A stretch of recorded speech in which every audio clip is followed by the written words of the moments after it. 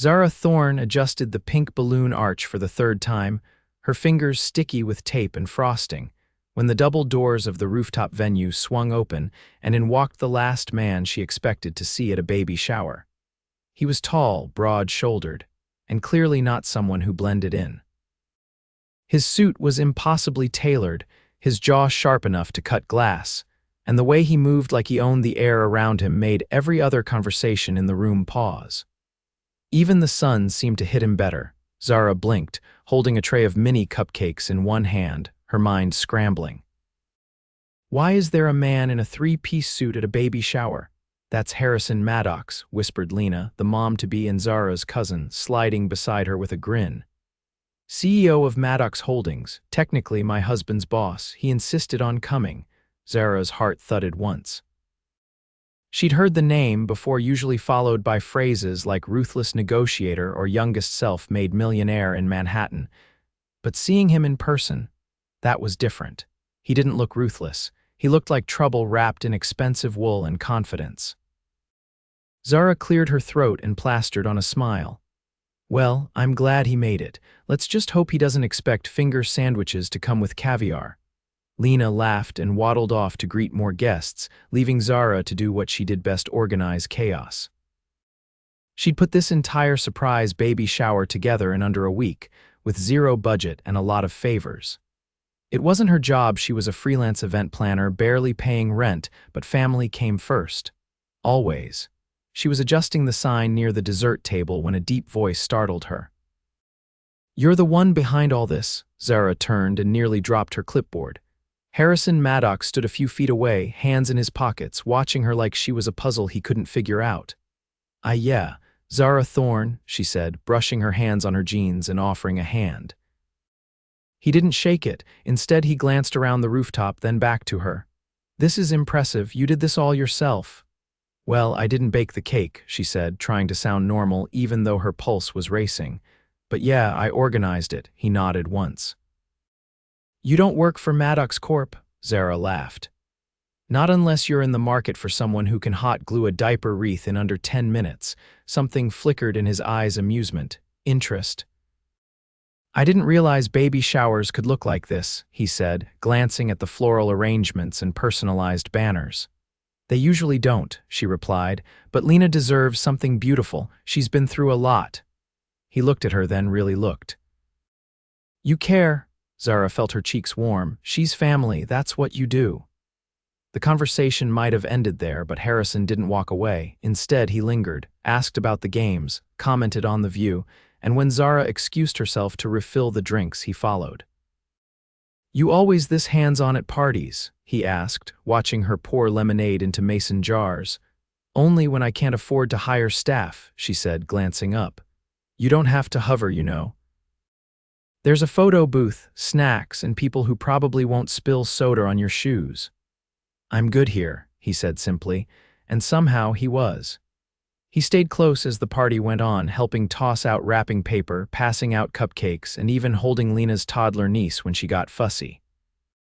It was weird, unexpected, kind of sweet. By the time the sun dipped below the skyline and guests began to leave, Zara was exhausted but oddly energized. Lena hugged her tight. "Seriously, this was amazing, and I saw the way Harrison was looking at you." Zara laughed. "Please." "He probably just wanted to make sure no one snuck off with his watch." Lena said knowingly. "Sure." Zara waved the last guest goodbye and started stacking chairs when she heard footsteps behind her. She turned. Harrison was there, sleeves rolled up now, tie loosened. "You're still here?" she asked, surprised. "You didn't think I'd leave without saying goodbye?" Something about the way he said it made her chest tighten. "Well, thanks for coming," she said, suddenly unsure of what to do with her hands. He stepped closer. "Can I take you to dinner?" Zara blinked. "What, dinner? Tomorrow night?" She stared at him. "You want to take me to dinner, after watching me decorate with baby bottles and confetti all afternoon? I watched you run a flawless event with no team, no budget, and no complaints," he said. "You're smart, hands-on, funny, and you didn't once try to impress me, which is rare." Zara opened her mouth, closed it. "I don't date guys in suits. I can lose the tie." She laughed, and he smiled, and it was a real smile, warm and just a little crooked. I don't even know you, she said. Then let me fix that, she hesitated, heart thudding. One dinner, nothing fancy, he leaned in slightly. I don't do nothing fancy. Zara shook her head, grinning despite herself. Of course you don't. He pulled out a business card and scribbled something on the back. 7 o'clock. I'll send a car. She took the card as he walked away, and only when he disappeared into the elevator did she realize she was smiling like an idiot. Zara looked down at the card, Harrison Maddox. Maddox Holdings, CEO, and on the back in bold letters, dinner at Del Rosa, dress nice. She exhaled slowly, heart still racing. What the hell just happened?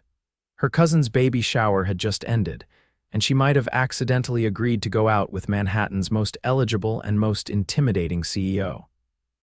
Zara stood frozen on the sidewalk outside Del Rosa, trying not to gawk at the polished valet who opened the door of the black luxury sedan that had pulled up for her exactly 6 minutes earlier. She'd nearly told the driver he had the wrong address.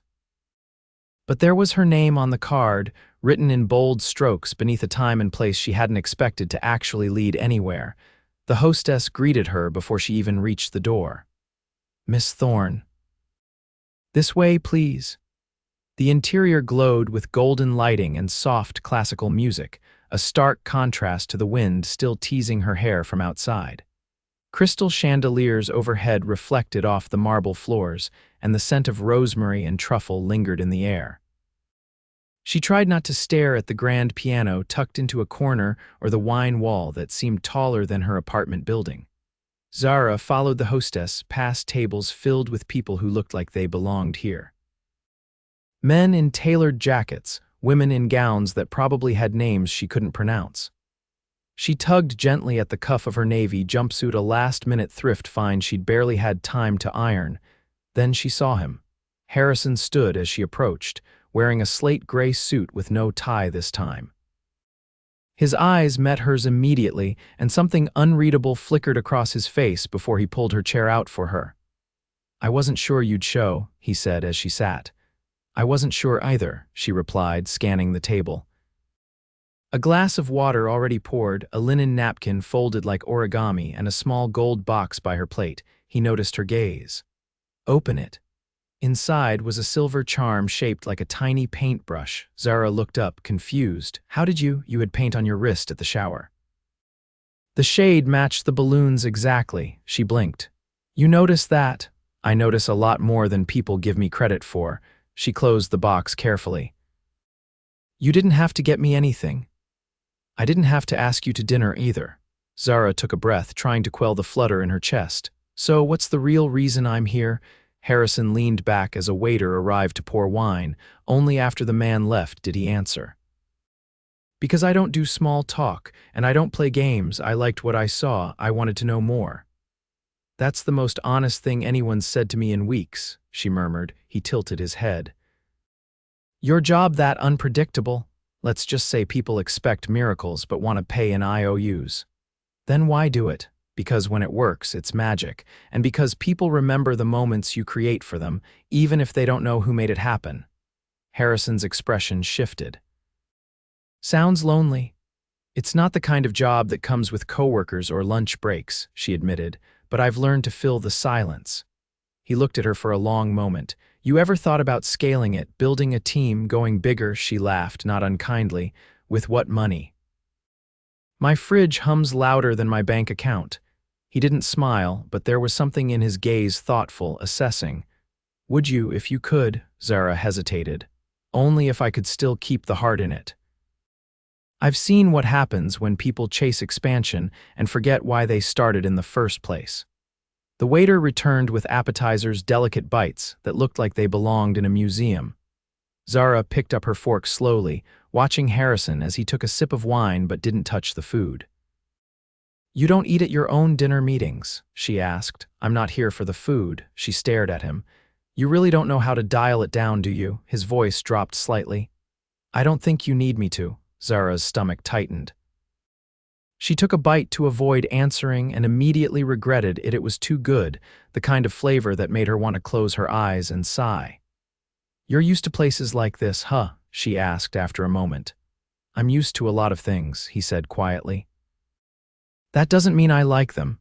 Zara leaned forward. So what do you like? There was a beat of silence before he answered. Things that can't be bought, like loyalty, grit, people who don't pretend. She set her fork down. That's rare where you're from, rarer than gold. Zara tilted her head, curiosity sharpening. What made you like that? He hesitated, then looked past her for a moment.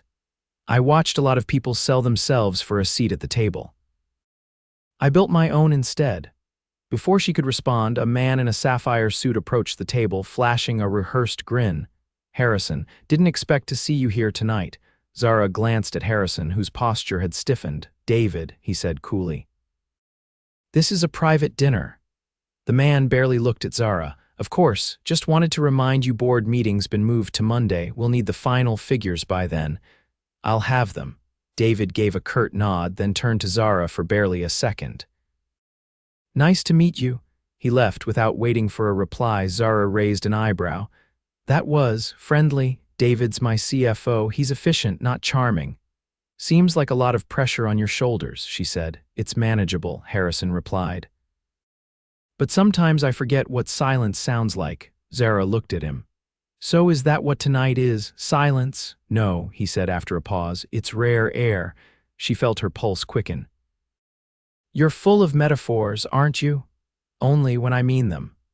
The rest of the dinner passed in a blur of conversation that danced between heavy and light, personal and teasing. Zara found herself laughing more than she expected, leaning in without realizing, and forgetting entirely about the time until plates were cleared and dessert arrived, a single slice of pistachio cake with a candle already lit. She looked at him. It's not my birthday, I know, so what's the candle for? He held her gaze. New beginnings. Zara stared at the flame, unsure whether to laugh or cry. She blew it out. Outside, the night air had cooled and the sleek car waited again. Harrison opened the door for her but didn't step back immediately. Can I see you again? Zara studied him. You always move this fast, only when I know what I want. She hesitated, then nodded once. Okay, he stepped back, finally letting her slide into the car. As the door closed, their eyes locked through the glass. For the first time in a long time, Zara didn't feel like she was on the outside of something. She felt like she'd just been handed the first key to a door she hadn't known existed.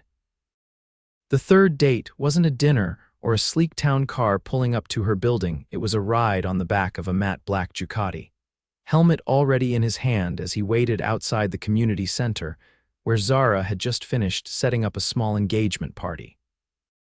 You ride? She asked, eyeing the motorcycle as she wiped her hands on a paper towel that smelled faintly of lemon cleaner. No, Harrison replied, but I drive this. She laughed despite herself, rolling her eyes. Where are we going? Westchester.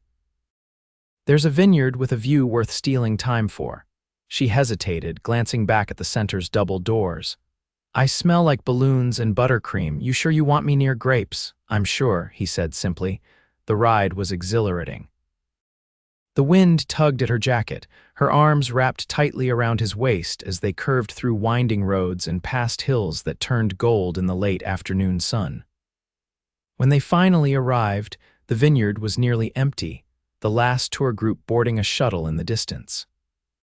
Harrison led her down a gravel path that opened into a secluded terrace draped in wisteria, the table already set with 2 glasses and a bottle of something amber and aged. You own this place? Zara asked cautiously, noting the engraved M on the wine label. Not officially, he said. But I funded their expansion. The owner lets me borrow the terrace when I need air. She stepped toward the low stone wall, gazing out at the rows of vines stretching into the horizon. It's peaceful. I didn't expect that from you. I didn't expect you to say yes to this. She turned to face him.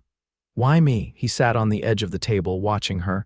Because you don't ask what I can give you, you ask what I see. Zara narrowed her eyes. That's not an answer. He poured the wine slowly. You didn't flinch when I invited you to dinner at a place that serves oysters by the pearl. You didn't pretend to know who I was, and you didn't try to impress me. I didn't try to impress you because I wasn't trying at all, she said honestly. I know, he said. And it was the first honest moment I've had in months. She accepted the glass he handed her, fingers brushing his. You're surrounded by people. How are you lonely? I'm not lonely, he said. I'm crowded. They drank in silence for a moment before she asked, why are you showing me this? Why not someone who belongs in your world? Because I'm tired of that world, and because you don't belong to anything you don't build yourself. Zara looked down at her wine. This is dangerous, you know. Why? Because if I fall for you, I fall hard. And I don't have a parachute. He set his glass aside and stood. Then I won't let you fall alone. She looked up at him. You say things like that so easily. I don't say anything easily, he said. I calculate every word. And I've never meant any of them more. She shook her head, not in disbelief, but in an attempt to steady herself. What are you doing, Harrison? I'm trying not to lose something rare before I've even had a chance to keep it. They didn't kiss. He didn't close the distance or reach for her hand. He just stood there waiting, letting her decide what came next. Zara stepped back from the wall and set her glass down beside his. This doesn't feel real. It is, he said, and I know that makes it harder, she exhaled. I have rent due in 6 days. My car battery dies every other week. I just spent 3 nights in a row tying ribbon to centerpieces for people who don't remember my name. I remember your name, he said softly. Zara. She turned her face away, blinking fast. I don't know how to exist in your world. You don't have to, he said. Let me into yours. The quiet between them settled into something warm and heavy, like the last rays of sunlight on skin. She didn't answer right away because her heart was thudding against her ribs, and the last time she'd trusted something that looked like promise, it had shattered her. But this wasn't a promise, it was a risk, and something in her, something that had lived too long in self-preservation, was finally ready to leap. I'm not good at letting people in, she whispered. Then let me be the first. By the time the sun dipped below the horizon, the sky streaked in violet and copper. Zara stood beside him, no longer guarded. She didn't say yes, but she didn't say no, and when she leaned into his side, her head against his shoulder, it was enough. Later that week, she found a letter taped to her apartment door. No envelope, just her name written across the front in clean, slanted handwriting. Inside, a note, "Consider this a business proposal," and below it, a check made out to her. The exact amount she had once, in passing, joked about needing to launch her own event company. She stared at it for a full minute before flipping it over, written on the back. No strings, no expectations, just a door. You decide if you want to open it. Her phone rang. She already knew it was him. Did you just leave a check on my door? She asked. You didn't answer my texts. I didn't think you were serious. I'm always serious, especially about you. Zara swallowed. You don't get to fix my life just because you can. I'm not trying to fix anything. I'm offering you tools. You've always had the blueprint. She closed her eyes. You don't even know what I'm capable of. I do. You just don't believe it yet. She didn't respond. Then finally, you're not allowed to fall in love with me because you feel sorry for me. I'm falling in love with you, he said, because I can't help it. The line went quiet. Zara stared at the check again, then folded it with shaking hands. She didn't say anything else. But she didn't hang up either. Rain laced the windows of Zara's tiny apartment as she stared at the stack of sketches on her kitchen table, layouts for event venues, handwritten notes, a color palette swatch book open to spring tones. The check still sat beneath her elbow, uncashed. Across from her, Lena cradled a mug of tea, her belly even rounder now, her expression unreadable. You haven't deposited it, she finally said. Zara didn't look up. If I do, it changes everything. It doesn't have to, Lena said. He's not buying your dream. He's investing in it. Zara tapped her pen against the table. There's a difference. Lena set her mug down. Zar, I watched the two of you. He doesn't look at you like an investor. He looks at you like you're the first thing in his world that doesn't come with a price tag. Zara stood abruptly, the chair scraping against linoleum. And that's exactly why it scares me, because if I mess this up, if I mess him up, I'll never forgive myself. Lena's voice softened. Do you think he's that breakable? No, Zara said quietly, but I am. Her phone rang from the counter, vibrating against the marble. She didn't need to check the screen. She knew it was him. She let it ring. That evening, she stepped outside beneath the gray sky, feeling the weight of too many decisions pressing down on her ribs. Her sneakers splashed through shallow puddles as she walked aimlessly, the city humming with usual noise. She ended up in front of a corner bookstore, the kind with faded signage and crooked shelves, where the bell above the door jingled like a memory. Inside, she wandered past shelves until her fingers landed on a hardcover with gold-embossed edges. She flipped it open, only to find a note tucked between the pages. "Zara, some things aren't meant to be calculated, some are just meant to be felt." She stared at the paper, stunned. The handwriting was his, the book was his. She hadn't even realized this was the bookstore she'd mentioned once, in passing, weeks ago. The one where her mom used to bring her before school plays. She hadn't thought he was listening, but he always was. The next day, she showed up at the address he'd scribbled on the back of the letter that came with the check. It wasn't a corporate office or a penthouse.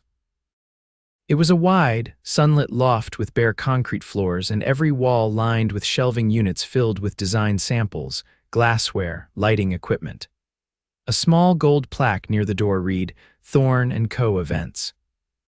He stood inside, sleeves rolled to his elbows, speaking with two contractors about wiring. When he saw her, he paused mid-sentence. "You came." She stepped in slowly. "Is this real?" "As real as you want it to be," he said. Zara looked around. There was a chalkboard with her name written across the top, a desk with a bouquet of white peonies, her favorite, already in a vase, and a mood board pinned with clippings from the baby shower she'd thrown. "I didn't ask for this," she whispered. "I know," he said. "But I've watched you work miracles out of thin air. I thought it was time you had a place that didn't vanish when the last guest left." She turned to him. "And what do you get out of it?" He stepped closer. "You," her breath caught. "I don't want your gratitude," he continued. "I don't want your guilt. I want your mornings, your chaos, your overbooked calendar and your late-night brainstorms. I want all of it. And I want you to want me back without needing to be rescued." Zara swallowed hard. "You don't get to be the reason I finally succeed. Then let me be the reason you never have to compromise again." She closed the distance slowly, her fingers brushing his. "You should know I'm stubborn. I counted on it. I bite off more than I can chew. I'll bring the water. I'm scared. So am I." She stepped into him then, wrapping her arms around his waist, pressing her face into his chest. His embrace was immediate, steady grounding.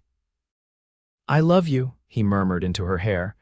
"And I think I've been falling since the first time you told me I don't need caviar." She laughed against him, tears slipping down her cheeks. "Tell me this isn't a dream," she whispered. His hands cradled her face as he kissed her, slow and sure, the kind of kiss that didn't ask for anything but offered everything. It rained again on the day of the launch party, but no one cared. The new space was filled with soft lighting, laughter and glimpses of Zara moving through the crowd in a white jumpsuit, clipboard in hand, headset on. Her eyes bright with something fierce and unstoppable. Harrison stood at the edge of the room, watching her command the evening with a kind of graceful chaos that only she could pull off. Lena waddled over beside him, holding her newborn against her chest. "She's different now," Lena said. "She's who she always was," Harrison replied. "She just stopped hiding it." Zara joined them a moment later, cheeks flushed, her hair pulled into a sleek twist. She looked between the two of them, then down at the baby. "Borrowing him tonight," she said, scooping the infant into her arms. "I need something to remind me this all started with a baby shower." Lena laughed and rested her head on Harrison's shoulder. "She's going to run this city. She already does." Later that evening, after the last guest had gone and the lights had dimmed, Harrison pulled her onto the empty dance floor, her heels discarded somewhere near the dessert table. "Tell me the truth," she said, her head on his chest. "Did you think it would end like this?" "I didn't think. I hoped." He reached into his pocket and pulled out a small velvet box. Zara froze. "Are you?" "No," he said quickly. "Not yet, but I wanted you to have this." Inside was a charm, a tiny silver balloon. "For the day it all started," he said, "and the day you changed both our lives." Zara kissed him, and this time it wasn't hesitant or cautious, it was a promise. From that moment forward, Zara Thorne didn't just plan events, she created magic in Harrison Maddox. He never stopped showing up for her, sometimes in tailored suits, sometimes on motorcycles, always with a heart that now beat for a woman who once handed out cupcakes with frosting on her wrist. Together, they didn't just fall in love, they built a life where every day was worth remembering. Zara stood in the center of the ballroom, surrounded by a sea of crystal chandeliers and blush-toned florals, her clipboard forgotten on a nearby chair. The room buzzed with anticipation, but she wasn't watching the guests arrive. Her gaze was fixed on the double doors across the room, waiting. Tonight wasn't just another event. It was the first official gala hosted by Thorne & Co. Events, her company, her vision, her name finally etched on something that couldn't be erased.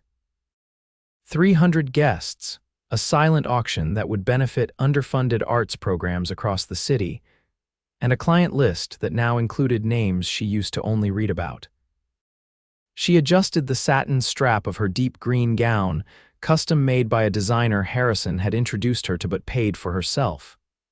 That had been important to her, and he'd understood. He always did. The doors opened. Harrison entered, tuxedo perfectly cut, expression unreadable as he scanned the room. Then his eyes found hers. He didn't wave. He didn't smile. He simply walked toward her, slow, deliberate, like nothing in the room existed except the space between them. She met him halfway. "You're late," she said. "You're breathtaking," he countered. She glanced around. "Think they'll notice if I disappear for a few minutes? They'll survive." He took her hand and led her through a side corridor that opened into a quiet balcony above the city. The night air carried the distant sound of music and the scent of roses from the arrangements below. "They're calling this the most anticipated event of the year," he said, leaning against the railing. "That's just because I served caviar in edible gold spoons. You don't even like caviar?" "No," she said, "but donors do, and donors fund art programs." He turned toward her. "You've changed," she looked at him. "So have you," his voice dropped. "I don't think I ever knew how to love someone until I met you." Zara blinked, caught off guard by the rawness in his tone.